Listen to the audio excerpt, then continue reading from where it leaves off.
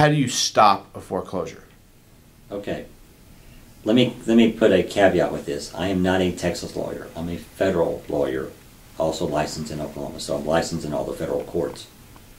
Essentially, if somebody comes in and discusses with me and says my home's being foreclosed, the sheriff's sale is next Tuesday, which, at least as a neophyte in this area,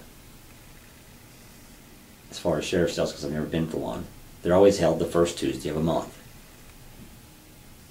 When I get someone coming to my office, normally Friday before the Tuesday, it's how do I stop my house being foreclosed? Well, I'm a bankruptcy lawyer, and I can immediately file a bankruptcy if you qualify. There's two sections, Chapter 13 and 7. But if you qualify, I can file a bankruptcy, which immediately under Section 362 of the Bankruptcy Code, which is automatic stay. I think most everybody understands that term. When a bankruptcy court orders relief, that's what you're filing for with your petition in bankruptcy. At that point, an automatic stay goes in place and nothing can happen to any property that are assets that you own or any debts that you owe. They can't change, they can't modify, I mean everything stops. It's as if you died. So that's one way of stopping a foreclosure. It doesn't prevent it, but at least stops it, puts a halt to it. There's certain ways in bankruptcy then that the foreclosure can be recommenced, and you got to file lists of stays and things like that. But those are really technical issues that I get in, that I explain to clients. But that's one way.